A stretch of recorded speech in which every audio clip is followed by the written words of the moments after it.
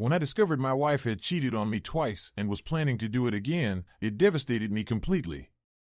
I read about how people feel when they realize their marriage was a lie, and I experienced all those emotions firsthand. My marriage crumbled like a levee in a hurricane, overwhelmed by a flood of tears that left nothing recognizable. Trust, respect, admiration, care, sexual attraction, love, all washed away. It was like looking at the aftermath of a hurricane, where there's no clear starting point to rebuild, just utter devastation. I was ready to give up and walk away because there was nothing left worth saving. She had twisted everything into unrecognizable wreckage. It was over. Susie and I had a fight, a not uncommon occurrence in any marriage. This one, however, turned ugly. She'd been pushing to redecorate our living room, insisting the furniture was old and needed replacing. I argued that the furniture was only 2 years old, expensive, and perfectly fine. I wasn't willing to spend more money on new furniture so soon. She persisted, saying she was tired of it and wanted something new. That's when I made a mistake, escalating the argument by suggesting she was sick of me too, asking if she wanted to go out and cheat because she was dissatisfied. Her response hit me hard. She retorted that maybe she should indeed find someone else, so I would realize what I was about to lose. I couldn't let that go.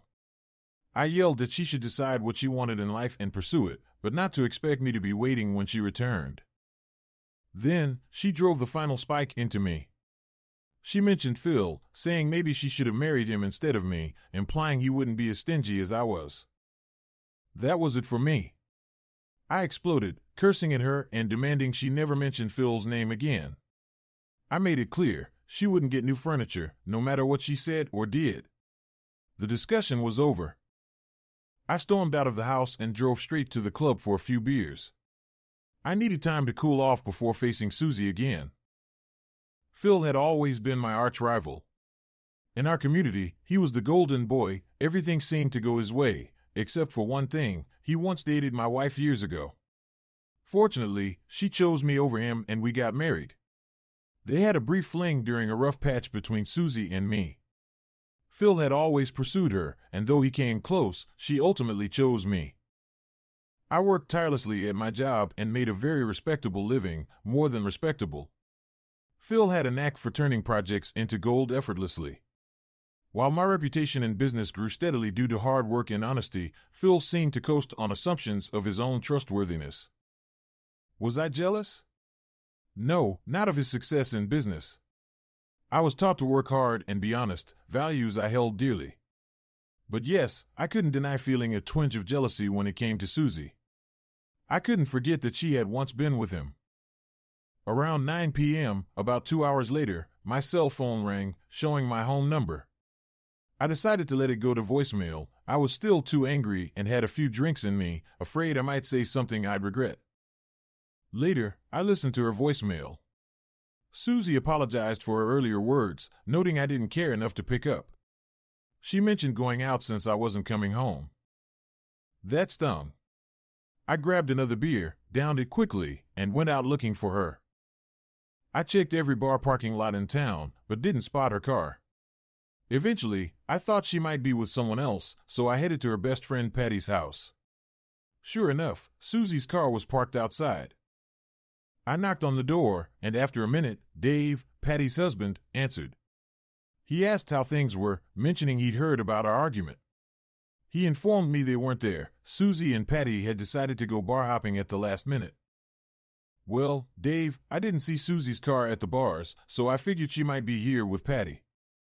Do you happen to know what car Patty is driving so I can go look for them? I watched in disbelief from my secluded spot in Fuzzy's Pub at the Ramada Plaza Hotel. Susie was sitting with Phil in a booth against the back wall, seemingly oblivious to the world around them. My heart sank as I overheard their conversation, despite their occasional hushed whispers. Thanks for coming, Phil. I didn't want to have to keep Patty out all night, Susie said, her voice carrying a mix of defiance and excitement. No problem, Phil replied casually. You know I love it when you and Larry have a fight. That's the only time I get a piece of that sweet ass of yours. 7 years ago when you two split up, I had a chance to fuck you for a while, and twice more since you've been married. I'm more than happy to give you another revenge fuck tonight. I wish you two fought more often. Susie sighed, her voice tinged with frustration and desire. You know I love him, Phil, but when he pisses me off like tonight, I just can't help myself. I need a revenge fuck to make sure he doesn't think he's won. My blood boiled. How could she betray me like this? The woman I loved, the woman I married, was here planning to cheat on me with my longtime rival. Anger surged through me, mingling with the sting of betrayal. I couldn't bear to listen any longer. Without a word, I slipped out of Fuzzy's and back to my car, my mind racing with thoughts of what to do next. As I overheard their conversation, the stark reality hit me hard. Susie had already cheated on me twice in our 6 years of marriage, and tonight she was planning to do it again. It brought me back to the state of mind I'm sharing with you now. She could claim to love me endlessly, but her actions spoke louder. Sleeping with Phil was her way of getting back at me, ensuring I wouldn't feel victorious, as she put it. That's not love, it's selfishness and callousness. It shattered everything between us, as I've described. Right or wrong, it destroyed my love for her. Don't call me foolish for seeing it that way, it's my truth. I cried over the loss, but deep down, I knew the love was gone. I waited, seething, wondering how soon they'd head to her room. It didn't take long before I heard him say, "Well, Susie, ready for my big cock?" I could almost visualize her grin. I knew it well, she wore it whenever she spoke those words to him. I'm going to suck your hot pole until you're ready to blow, then let you fill my pussy with your hot cum. She laughed, a sound that cut through me.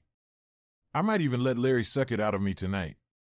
He'll be so drunk, he won't even know the difference. Phil erupted in laughter. Hell yeah, I'd love to send a cream pie home to dear sweet Larry. They rose and headed for the elevators. My rage boiled over. If they hadn't left, I might have done something irreversible. Shortly after, I followed them into the lobby. Unsure of their floor, I used the house phone to call Phil Major's room. The phone rang thrice before he picked up. With a slurred voice, I muttered, "Is this room 312? This isn't 312, you idiot. Why are you calling at this hour?" He slammed the receiver down. I called again, insisting it was room 312. You're trying to fool me, it's 312, right? You stupid drunk, he snapped. This is 422. If you call again, I'll have the manager call the police. He hung up. Who's the real fool here? Seems to me, the idiot is the one who just gave an enraged and dangerous husband the exact room number where he's going to screw his wife. Let's take a vote. Who's the dumb fuck now? I rode the elevator up to the 4th floor and made my way down the hallway to room 422. I paused outside, listening until I heard their voices rising in passion, then I pounded on the door. What the fuck now? Phil's voice shouted from inside. I smirked, knowing I was about to disrupt their little party. Stepping back from the peephole, I waited as Phil cautiously cracked the door open. Before he could react, I slammed into it with such force that the security chain snapped off the door frame and the door swung wide open. There on the bed lay my once-beloved wife, naked and exposed. She screamed at the sight of me, her face draining of color so swiftly I half expected her to faint. Oh God, no! Oh God, no! Phil recovered from the shock of my abrupt entrance. Larry, get the hell out of my room. I'm calling security. Remember that dumb fuck remark? Well, I validated it with a well-aimed punch to his gut, dropping him to the floor. For several moments, he lay there motionless. He wouldn't be causing any more trouble. Susie, you lying, cheating bitch, I growled. I know everything. I heard your little conversation at Fuzzy's. Don't bother coming home tonight. It would be a huge mistake. Oh God, no, Larry, please let me come home. I can explain. This means nothing to me. I love you. Please, no.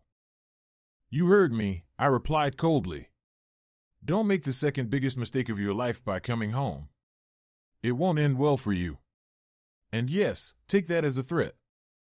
Turning on my heel, I walked out the door. I was surprised by how composed I felt. Just minutes earlier, I had wanted to do far worse than throw a punch.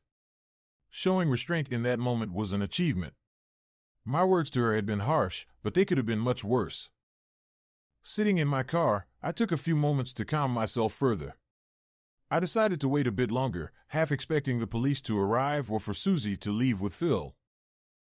About 15 minutes later, Phil emerged from the hotel and drove away.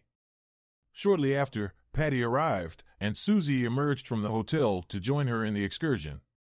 At least they hadn't stayed to continue their rendezvous after I left.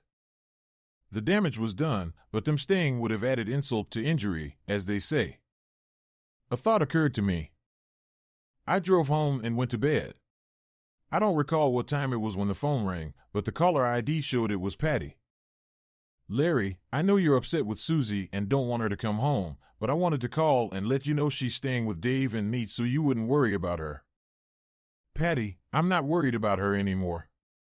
I don't care about her anymore. You didn't need to wake me up. What time is it anyway? It's 3 a.m., Larry. You can't tell me you don't care. I know you love Susie, and she loves you. She's here with us, crying her eyes out over how stupid she was tonight. She wants you to forgive her and let her come home. Patty, she can't come home. Ask her if her stupidity extends to the other time she fucked Phil before tonight. Oh God, no, Patty replied as I ended the call. It seemed she was unaware of Susie's previous infidelities with that asshole. Fortunately, I don't suffer from severe hangovers, and having stopped drinking early in the evening, I was up and about by 8 a.m.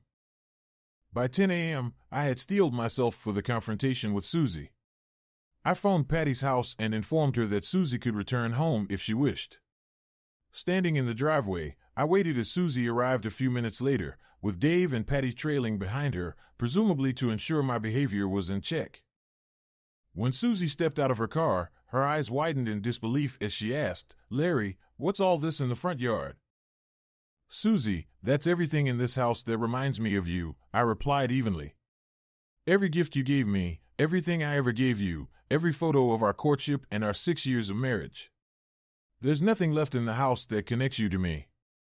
I even brought out the old furniture so you can go ahead and buy new, just as you wanted. And this, I continued, holding up our wedding picture, is the last thing. Walking over to where an end table used to stand, now part of the pile, I placed the photo on it. I returned to the driveway, dropped a lit match onto the gasoline trail I'd poured, and watched as flames swiftly consumed the pile of memories. It became a blazing inferno, leaving behind nothing but ashes and charred remains of furniture. Turning to Susie, who stood in stunned silence, I said calmly, You win, Susie. I heard you tell Phil that you never wanted me to win. I hope it was all worth it. Our marriage is over. You can have everything else. I want nothing from this marriage. I just hope I can forget you too. My lawyer will be in touch.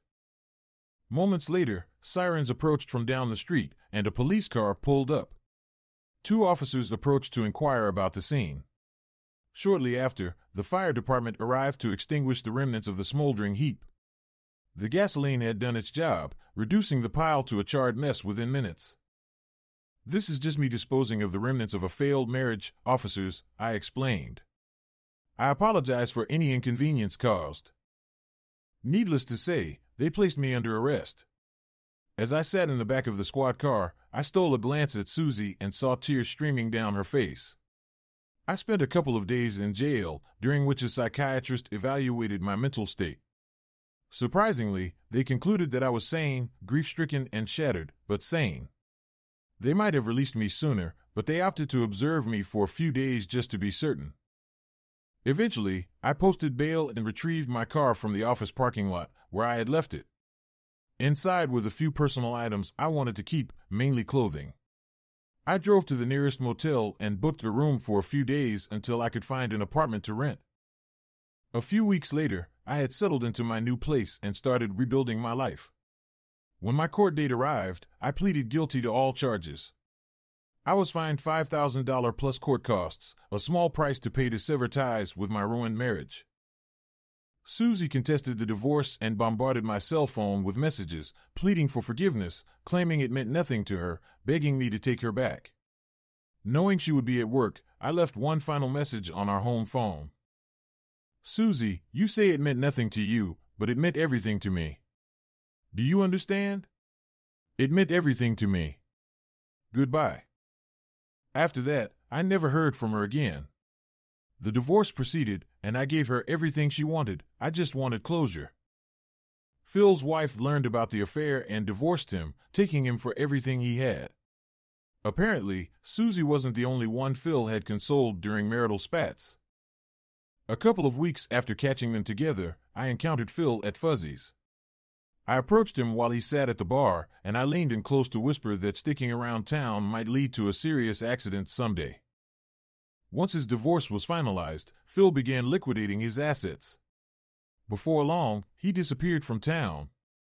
Surprisingly, few people seemed to miss him much, though I secretly wished he had stayed. I occasionally bump into Susie around town. Each time, she expresses remorse and asks if I'll call her to talk. I simply nod and walk away. To this day, I haven't contacted her, but she keeps asking. Perhaps one day, I'll consider it. Thanks for watching. Subscribe to the channel not to miss new videos.